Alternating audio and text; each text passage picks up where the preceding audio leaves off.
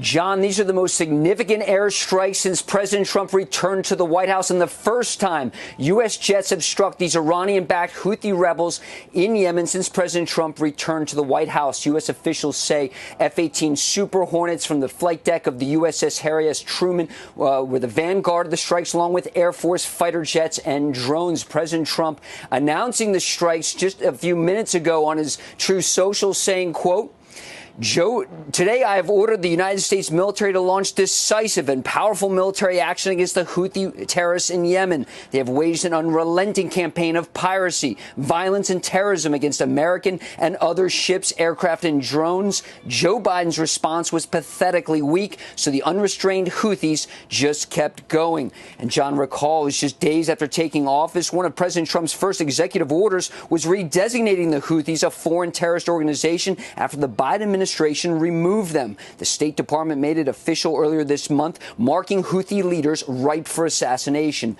The targets in today's strikes include air defense systems and missile and drone factories, and also include a strike against one of the Houthis' top missile officers. The Houthis are backed by Iran. Many consider them modern-day Barbary pirates. Since the October 7th massacre, they have launched over 100 attacks against commercial shipping. U.S. warships also came into the crosshairs of the Houthis dozens of times in recent years. The Houthis launched anti-ship ballistic missiles and crewed drones at the American warships. None were successful and all were shot down. And just a few days ago, Houthis leader said attacks would resume against shipping in the Red Sea, and including Israeli ships. Now, General Kurilla, the head of U.S. forces in the Middle East, has been itching to launch these strikes to reopen those vital shipping lanes and destroy Iran's proxy force in Yemen.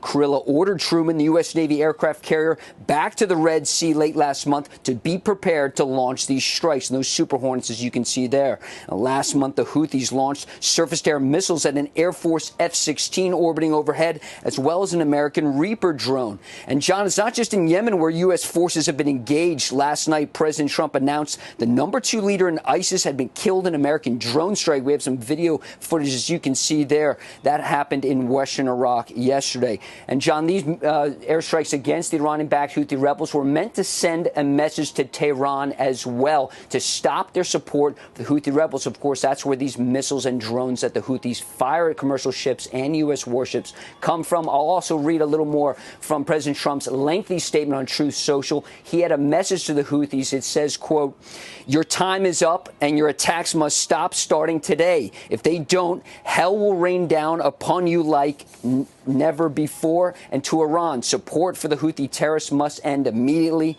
And President Trump said he won't be nice about it, John. You're a Navy veteran, Lucas. I know that during the Biden administration, the Navy said it was basically more engaged in seaborne operations than at any time since, I think, World War II. Do I have that right? And is this kind of intended to put an end to that kind of thing on the part of the Houthis? That's right, John. Multiple times U.S. warships came under ballistic missile attack in the Red Sea and off the coast of Yemen and the Gulf of Aden. And just for context, that has never happened in world history. Ballistic missiles have never been launched at U.S. warships before. Thankfully, they were all shot down. But that was always a concern in the Pentagon. What if those missiles gets through? It was notable in President Biden, in his farewell address, he talked about U.S. forces not being engaged in combat. And if you looked at the Navy press release when the USS Dwight D. Eisenhower strike group returned from the Red Sea, they talked about hundreds of bombs being dropped against the Houthis, dozens of surface-to-air missiles from those Super Hornets shooting down those crewed drones that are flying overhead. There was also an issue of cost. You know, these interceptor missiles launched from the guided missile destroyers and cruisers in the strike group, John, those missiles cost millions of dollars, shooting down what were, in essence, flying lawnmowers launched from the Houthis, very crude drones, just, $50,000 or so in cost. And the fact that these shipping lanes, vital shipping lanes that are needed for commerce, for the oil trade, have been essentially shut down since the October 7th massacre, commercial ships having to take that long journey around Africa, certainly adding to the cost. So certainly there's an economic message here with these strikes against the Houthis today. And by the way, John, these strikes could go on for a number of days. That's not immediately clear. Right, because I read that one of the goals is to target their weapons storage facilities, which are reportedly deep underground. So they're going to be using those bunker busters and probably repeatedly to try to get to those warehouses that are essentially buried.